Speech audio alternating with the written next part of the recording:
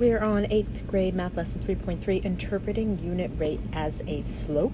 And just a quick reminder about what a unit rate was. We've covered this off and on for the last couple of years. It's simply a comparison of something to one. We use it all the time, 12 miles per hour, miles per singular hour. We don't say miles per hours, plural, we say singular. And so that as a ratio is 12 miles per 1 hour. So unit rate is just how much is happening in one period of time, or how much are you earning for one item that you did, or things like that. So it's always down to the one unit singular. And so unit rate and slope are related.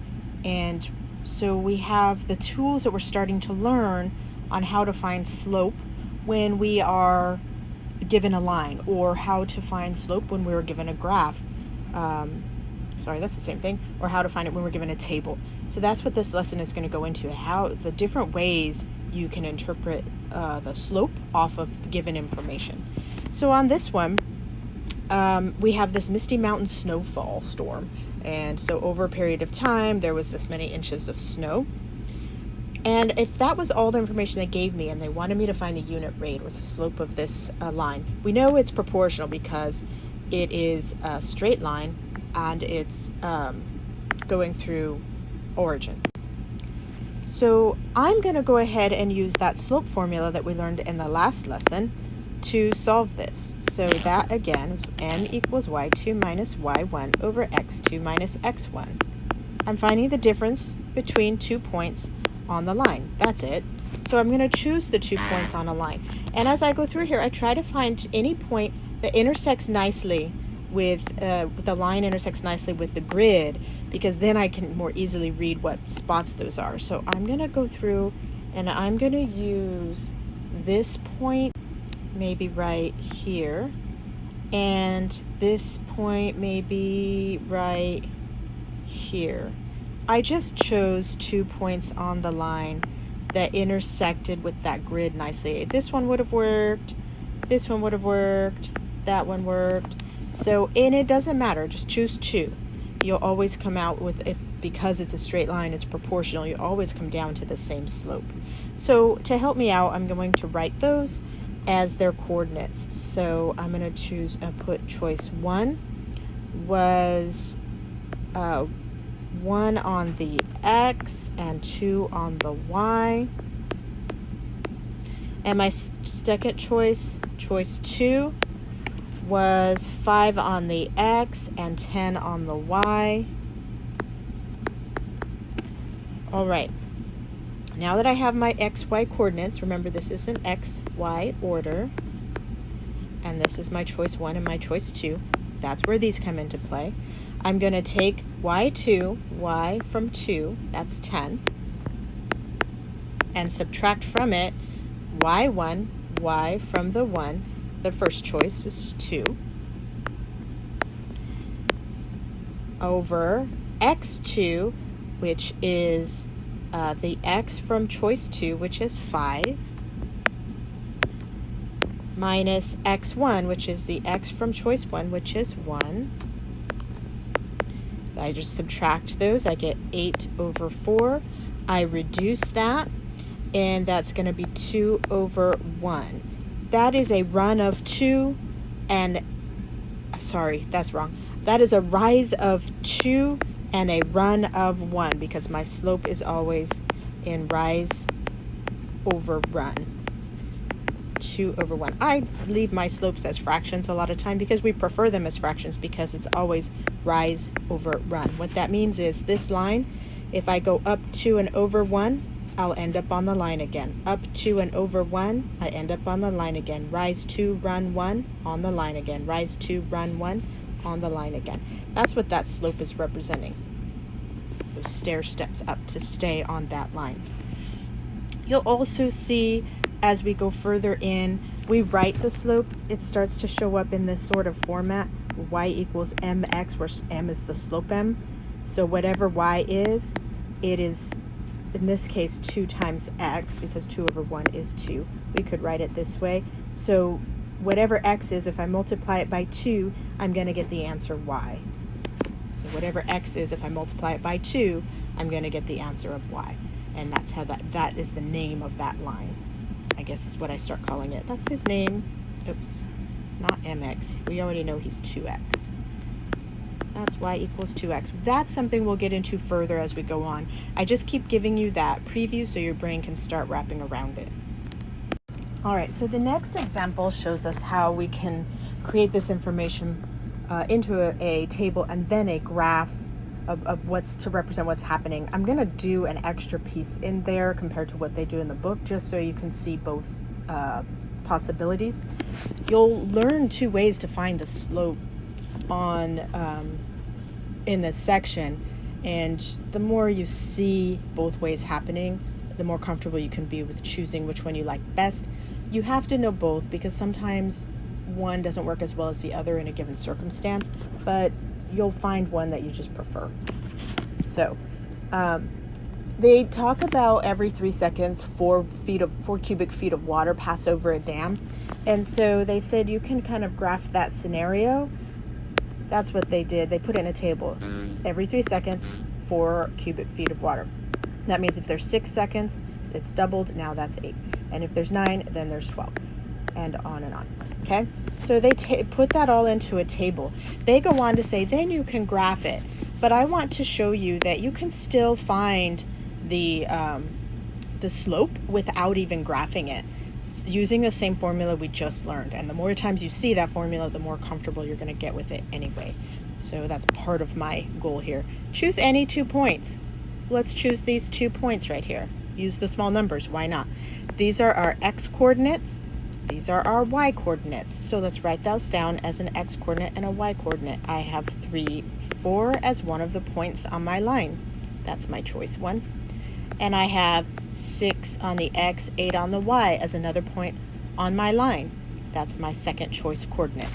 I take my formula for the slope, m equals y2 minus y1 over x2 minus x1. That keeps sinking into my head more and more. And now I'm going to plug things in. This was my first choice. This was my second choice. Maybe it helps to go ahead and put which one was my first choice and which was my second choice. All right. Now I need y2. y2 is 8. I need y1. y1 is 4. I need x, and if you're not sure why I'm calling those x and y, remember our coordinates are always in x, y order. So now I need x from my second choice, so here's x from my second choice, 6. And I need x from my first choice, that was 3. Subtract, I get 4 over 3. That is a rise of 4 and a run of 3. So I could still find my slope m. M equals 4/3.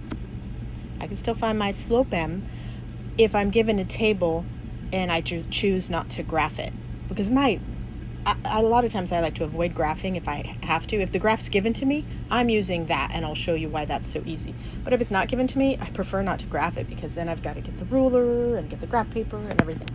So let me show you how we do it if we're just given the graph.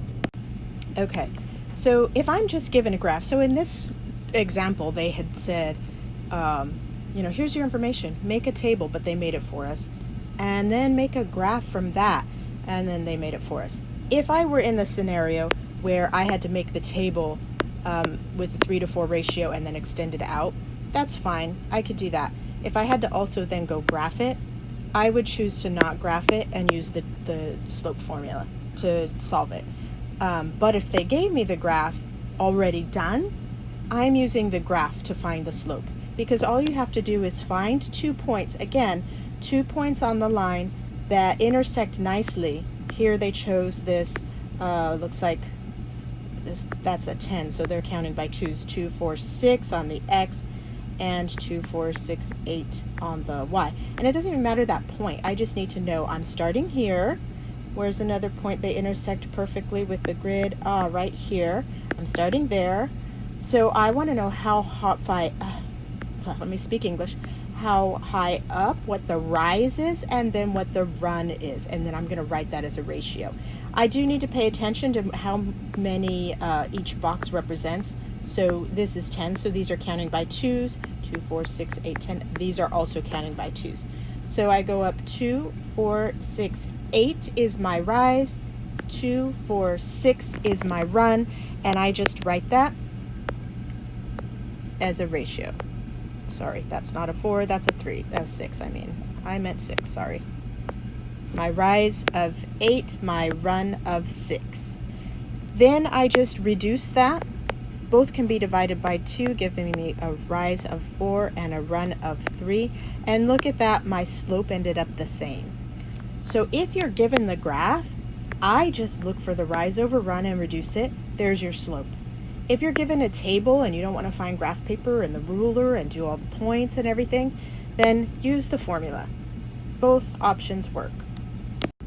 So in the final example, they tell us that we've got 2 oil wells that are pumping oil out at different rates. We have well A, which is represented here, and well B. And so we want to see what the slope is, which one is pumping oil faster. So that's what they're asking for. Which one's pumping oil at a faster rate? On this, if they told me y equals 2.75x, now I know my slope is that. So honestly, I would just keep that 2.75, find out what the slope is on well B, and compare them. But for practice sake, they give us, they tell us to go ahead and put down what the rate is in a table. It isn't really necessary. You know your slope. When you know your slope, you can compare it to the other slope. But in any event, let's use that distance formula off of this, just because the more you see it, the easier it becomes. So I'm going to call this, I'm going to use the distance or the slope formula. There's my choice 1 and there's my choice 2. So I have points 1, 2.75 on the x, 1 on the x, 2.75 on the y. The other point is 2 on the x, 5.5 on the y. This is my choice 1. This is my choice 2. I just chose the first 2 because they're the smallest numbers. Why calculate with bigger numbers if we don't have to? Now I'm going to put the formula down. I always write the formula out because I just kind of figure I'm brainwashing my brain to memorize it. Every time I write it, it gets deeper into my memory. M equals y2 minus y1 over x2 minus x1. Now I'm going to go ahead and get my y2. Remember, coordinates are always in x, y order. So I'm looking for y from my second choice, 5.5, minus y from my first choice, 2.75. Then I want x2, which is x from my second choice, 2, minus x from my first choice, 1. Do the subtraction, 5.5 minus 2.75. I'm going to do the subtraction real quick. That gives me, borrow, 2.75. And then 2 minus 1 is 1. My slope is 2.75 over 1. Y equals 2.75x. That's what they gave me in the first place. Okay, so I already knew my slope. I just wanted to run you guys through that practice. The other way that we talked about in the previous example was if they give you a graph, find 2 points on the graph, and then look at those to see what's the rise and run between those 2 points. So let's look at this graph here.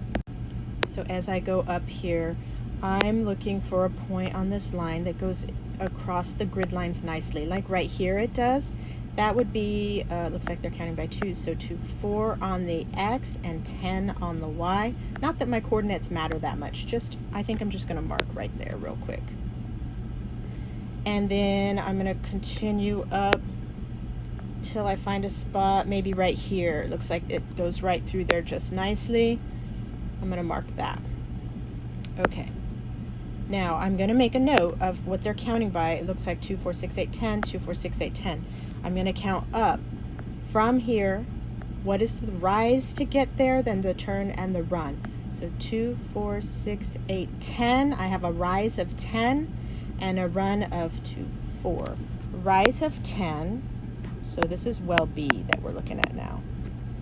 Rise 10, run 4. And now I reduce that down to the simplest form. They both divide by 2, and that is 5 over 2. Now notice this is in decimal form and this is in fraction form, and I'm supposed to compare those to each other to see which one's running faster. So no problem. Let me just convert this into decimal form. 5 divided by 2 goes in not 4 times, 2 times. That gives me 4. Decimal 2 goes into 10 5 times, so it is 2.5. That's the same as 2.5. That means, I'm going to put this a different color, for well B, y equals 2.5x, its slope is 2.5, so it's running 2.5 for every hour, and well A is running 2.75 for every hour. So their question, which is running faster? Well, A is running faster when you compare the two. So it may feel a little complex. Maybe it's feeling less complex than it did earlier, I hope, but don't worry if it still feels a little bit confusing. This does take some practice, and your brain needs some time to digest it. So be patient with yourself. Ask for help when you need it. Let yourself take the time to learn it.